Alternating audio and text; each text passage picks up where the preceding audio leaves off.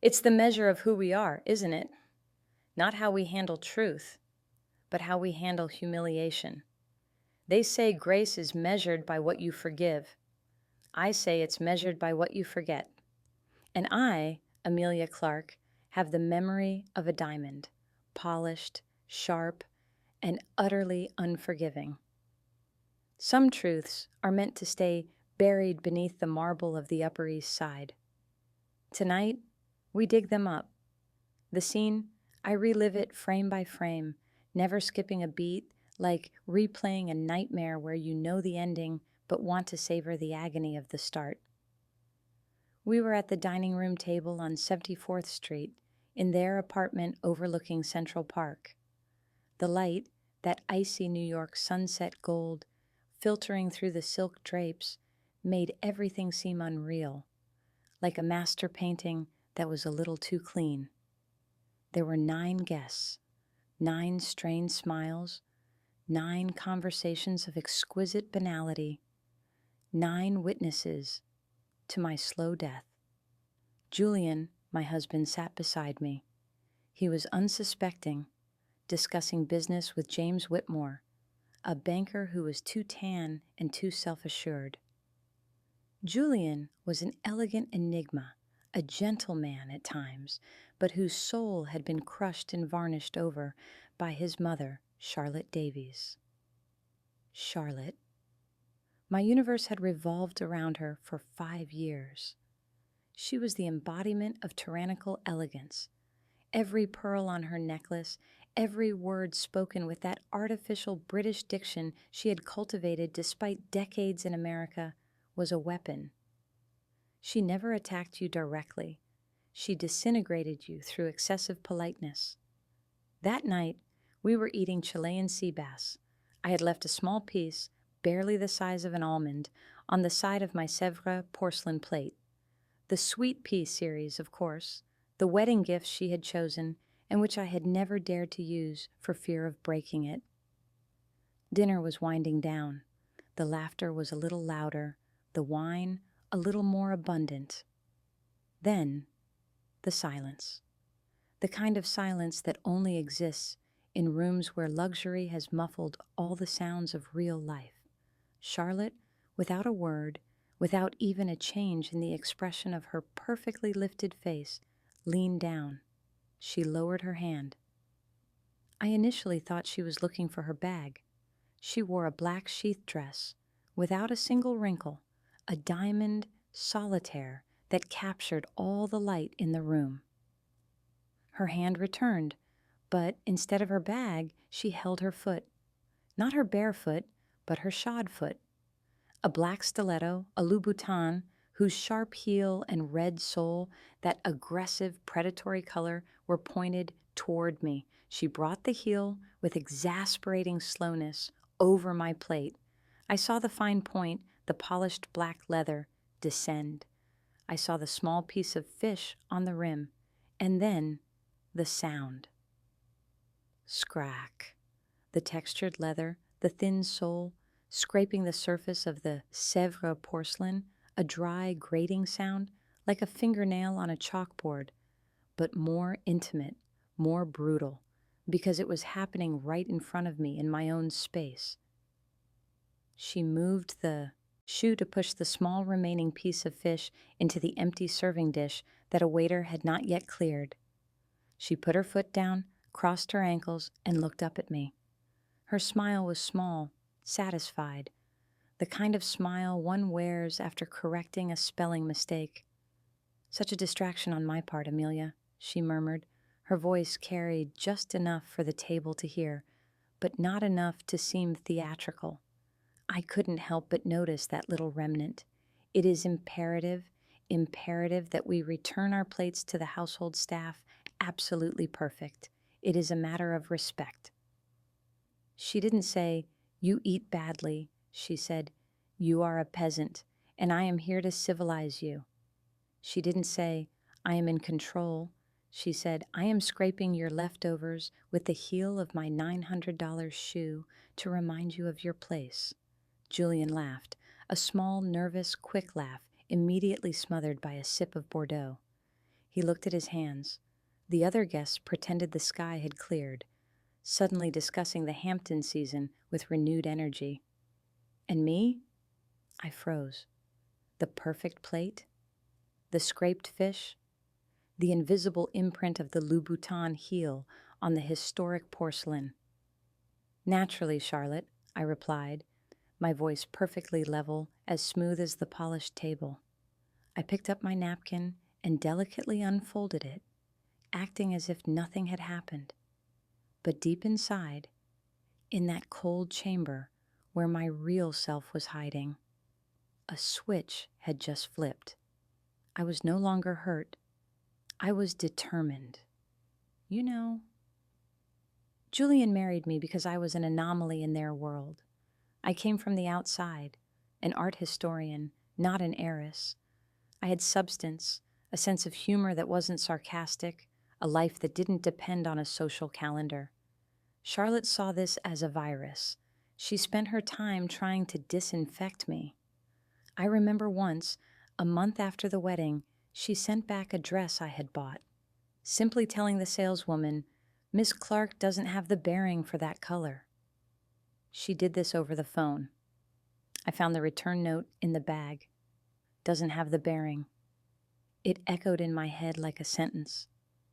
I kept that little paper tag, scribbled with Charlotte's elegant, slanted handwriting. It was in my jewelry box, next to my engagement ring, a symbolic object of my initial wound. The night of the plate incident, I went to bed alone. Julian, after muttering a quick, "Mother was a bit demanding tonight," stayed downstairs to help the staff, which is to say to flee. I took off my silk dress, which had seemed so elegant an hour earlier and now felt like a ridiculous costume. I went to the study. Julian's heart slept in legal documents and old photographs. I opened his wall safe. The code was the wedding anniversary of Charlotte and his late father, and pulled out the heaviest file, the one on family matters. I was looking for a weakness, a structural flaw, a leverage point. Charlotte Davies, founder of the Charlotte Davies Education Fund, a facade of pure, immaculate philanthropy, could not be perfect. Excellence is always a facade. I spent the first few hours drinking the silence of the night, the bitter taste of Julian's betrayal in my throat, and reading. Financial reports, letters of recommendation, yellowed press clippings. It was Charlotte's polite biography. Perfect marriage. The birth of Julian at 25. Impeccable social ascent. Then I found it. It wasn't a financial scandal. It was something far dirtier and far more human. An excerpt from a diary, an encrypted document hidden in a subfolder, an old divorce record dated 50 years ago, before Charlotte even met Julian's father. An innocuous detail, a line in a deposition from a notary in Palm Beach, a reference to a child, avoided birth registration, a story of an early pregnancy at the age of 15. The child's name was crossed out, replaced by a cross. My heart stopped beating, not from shock, but from a cold joy. Charlotte didn't just have a facade. She had an entire foundation built on lies, a pregnancy at 15, at a time when, for a family of her status, it would have been annihilation. The file mentioned the place of birth, a small private clinic in Maine. It took me 2 days and an indecent amount of coffee to trace the notary who handled the case, and, more importantly, the midwife who assisted with the delivery. I learned the name of the father, mentioned in an old, faded, typewritten apology letter. He was not a rich man. He was an artist, a penniless musician Charlotte had dated during a rebellious summer in Massachusetts, a 19-year-old, a first name, a last name, Elias Thorne, that name. I wrote it down on a notepad just to feel the weight of the ink. Elias Thorne, Charlotte Davies. The icon of propriety, The educator of manners, the woman who scraped my plate to teach me respect, had erased a child's life and the identity of her first love to preserve a reputation she never deserved. Turns out, karma has a sweet tooth. The planning. The planning. That is where revenge ceases to be an emotion and becomes a craft. The morning after the incident, I sat at the breakfast table. I ordered soft-boiled eggs and toast cut into perfect squares. "Darling," I said to Julian with a sweetness that could have melted ice, "I've had an idea." Julian looked relieved. He was expecting a crisis, tears. He got a strategy. "I think we should host the fundraiser for the Charlotte Davies Fund this year. We should do it here, at the apartment, a charity gala." He looked at me as if I had announced I was converting to Buddhism. "Here? But Mother, she prefers the plaza. It's more neutral." "Precisely," I smiled, a light smile that didn't reach my eyes. "I feel like she's been so stressed lately. This would be a lovely way to pay tribute to her, to show our support, to turn last night's stress into something positive." Julian saw peace. He saw the end of the drama. He saw return to normalcy. He acquiesced. Charlotte, when presented with the idea, smiled, a cat who ate the cream smile. "Amelia, my dear, that is so generous of you. I knew you had good intentions." She thought I was an idiot.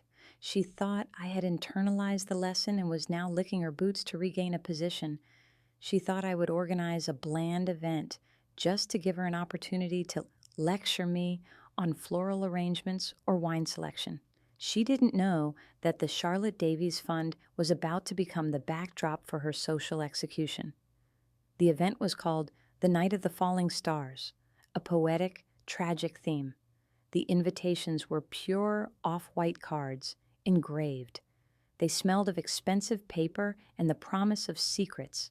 Everything in the preparations was a study in contrast, the apparent purity of the decor against the poison I was distilling behind the scenes. My first task was to track down Elias Thorne. It wasn't difficult. Artists, even those who disappear, leave traces. He had been a folk rock musician in the 70s, then a retired music professor at an art college in Vermont. He hadn't become famous, but he had stayed true. I wrote him a handwritten letter, no email, no text. Ink on thick cotton paper. I used a fountain pen. I expressed my fascination with his old music, my gratitude for his art, and asked if he would accept performing exclusively for a charity event in New York. I mentioned the event was hosted by the Davies family. His reply arrived as a short email. He accepted, but posed a single condition. He didn't want money. He wanted a round-trip flight, a quiet hotel room, and permission to sing one song he had never performed in public. I knew immediately what that song would be. I called him. His voice was rough, full of smoke and years. "Mr. Thorne, this is Amelia Clarke. I am so honored you accept." "Truthfully, Mrs. Clarke, the honor is mine. But you know, I'm not a young man anymore. My voice is a bit worn." "That's perfect," I said. "Scars, Mr. Thorne, have much more history to tell than new skin." I paused, my voice becoming an icy whisper. "The song, the one you've never sung. Do you need a pianist?" He was silent for a long time, and the silence between us was a bridge made of 40 years of pain and lies. "I just need an acoustic guitar." "It will be done," I promised. "A classic Martin, new strings." I ended the call and looked at the little return tag from the dress Charlotte had deemed unworthy of my bearing. I burned it in a small silver cup. Vengeance, like good charcoal, must burn slowly, without smoke. The weeks flew by, and Charlotte was both my ally and my tormentor. She called me 3 times a day to discuss the most insignificant details. The exact shade of white for the chair covers where the buffet should be placed, Away from the windows, of course, because natural light is caviar's worst enemy. "Amelia, darling, she said one day as I was choosing orchids. "The centerpieces must have a certain height so as not to interfere with conversation. Think about hierarchy." "I always think about hierarchy, Charlotte," I replied, looking her straight in the eye. It was a game between us now, a silent duel. She thought I was a submissive opponent, pretending to fight back. She didn't know I already held the knife. Julian, meanwhile, was wonderfully absent. He was proud. "My wife is a fantastic organizer," he told his friends. He loved the idea that I had finally settled into the role they expected of me, the well-bred wife who runs an impeccable household and supports family causes.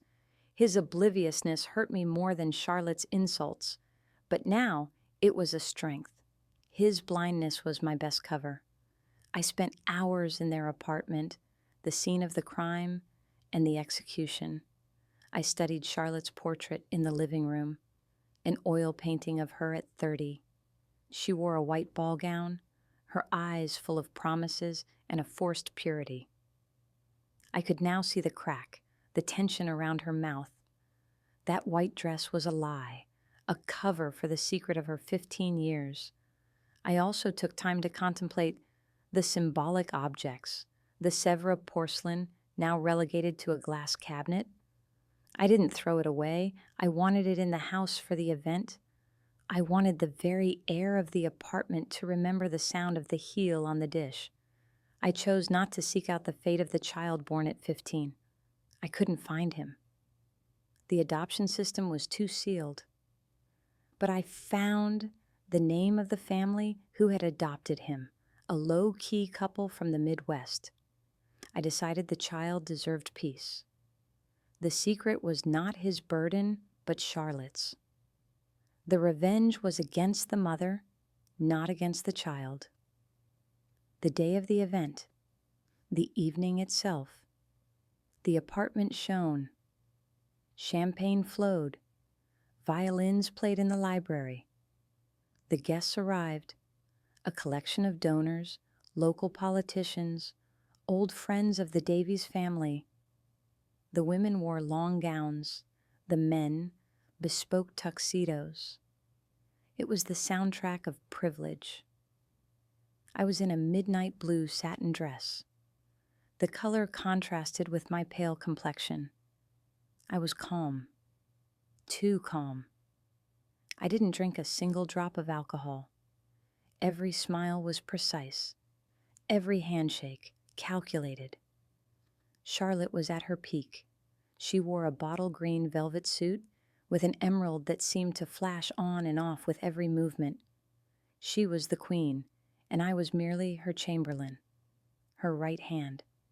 "Amelia, you have exceeded all my expectations," she whispered, her tone implying my expectations were initially very low. "Everything is perfect, perfect." "I did my best, Charlotte," I replied, my hand on her forearm. "After all, it's about your legacy." Julian was drunk on reflected glory. He stood by my side, his arm around my waist. His touch was pleasant, but empty. I knew that even if the orchestra stopped and I screamed his mother's secret, he would choose not to hear it. At 9:30, Charlotte walked up the 2 steps leading to the temporary podium in the living room. She delivered a speech, eloquent, tearful, talking about the importance of education, the luck she had in life, her commitment to helping young women realize their potential. The hypocrisy was so thick you could cut it with a knife. I listened to her. I applauded at the right time. I smiled politely. When she came down, she embraced me. She smelled of tuberose, an expensive perfume that smells of garden and lies. "Thank you, my dear," she breathed into my ear. "Truly." "The pleasure was all mine," I whispered back, stepping away. It was time. I gestured to an assistant. The violin music stopped. The silence returned, the same dense, expectant silence that had been at that table a few days earlier. I took the microphone. My voice was a little rough. Thank you, everyone. Charlotte spoke about education, about legacy. But tonight, we have the chance to have with us someone who embodies the power of storytelling. Someone who has spent his life telling stories with just a guitar and a voice. I looked at Charlotte, who was smiling at me. She thought I was introducing him as an obscure but respectable folk musician. Ladies and gentlemen, it is an honor to welcome tonight the artist Elias Thorne. Charlotte froze her smile. I saw her left eye flicker, but only for a quarter of a second. She politely applauded, turning to Julian with a silent expression of interrogation. Who is this? Elias walked in. He was nothing like a concert musician. He was thin, gray hair tied back in a ponytail, wearing a slightly oversized tweed jacket. He looked like a retired high school teacher, which he was. He walked slowly toward the center of the living room. He picked up the guitar I had ordered, tuned it in silence, and sat down on a stool. He ignored the crowd. He just looked at his hands, then at Charlotte's emerald, then at his hands again. Good evening, he said. His voice was soft, but the microphone picked it up clearly. I'm Elias. Mrs. Clarke asked me to sing for a worthy cause. I appreciate that. I'll sing a song I wrote a long time ago. It's never been played in public. I called it The Fracture in the Porcelain. I saw Charlotte blanch. The name of the song? The Sèvres porcelain. She understood. This was revenge for the plate. She expected a sarcastic ballad about pettiness. She took a breath, bracing herself for an elegant display of anger. Elias began to play. The melody was simple, haunting, full of melancholy, a slow arpeggio, like rain on glass. He sang. His words were not lyrics, they were polished bullets. I was 19, you were 15, and the summer smelled of sap and sin. The sand dunes of Wellfleet still keep the secret of the sea and the secret of a broken little heart. Charlotte remained standing, anchored by an iron will. Julian chuckled nervously. A bit dark for a charity event, isn't it? He whispered. I ignored him. Elias continued, his voice heavy with raw, trembling emotion. Your father was a good man, but not as good as his reputation. He said, it's a summer mistake. It must be erased before the cold days arrive. They took you to Maine. The silence of snow in a little cottage. The silence in the living room was different now. It was no longer icy gold. It was heavy, made of stone. The guests, used to gossip, realized this was not entertainment. This was a confession. Elias strummed an aggressive, jarring chord on his guitar. I saw the child. I held him just once. Your eyes. The promise of a life we weren't allowed to live. Charlotte Davies, the icon of grace and propriety, began to tremble. Her hands were clenched so tightly they were white against the green velvet. Elias looked directly at Julian. Julian was confused.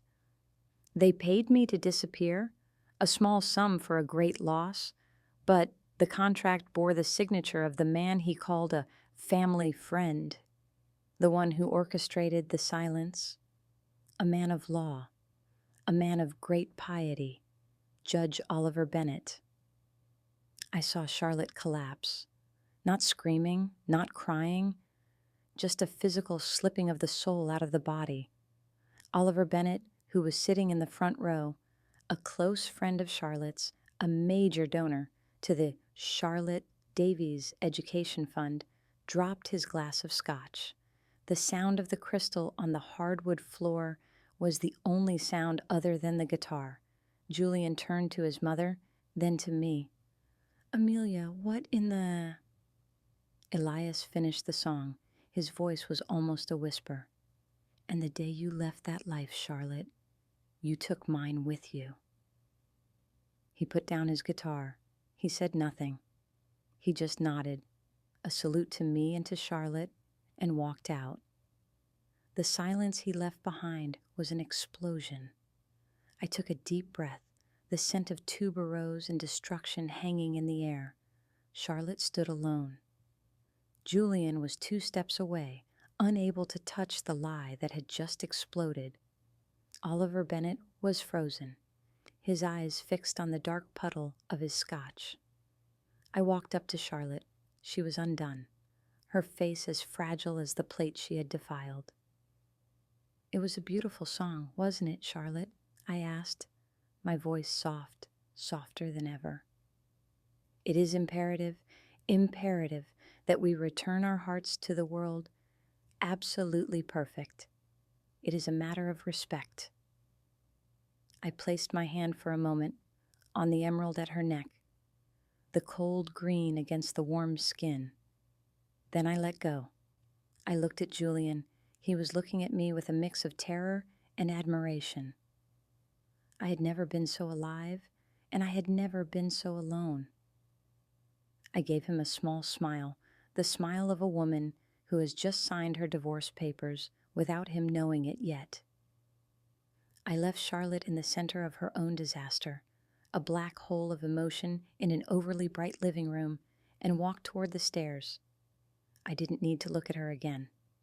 The sound of the heel on the porcelain was now silenced by the sound of her life breaking. I was no longer hurt. I was free. They say there is a profound difference between justice and revenge. I disagree. Justice is just revenge, sanctioned by a system that rarely knows the full story. I knew the full story. I knew the weight of that shoe on my fragile china, and I repaid it with a weight of truth she could never lift. If stories like this linger with you, stay. There's always another secret waiting to be told. Subscribe and let's uncover them, one confession at a time.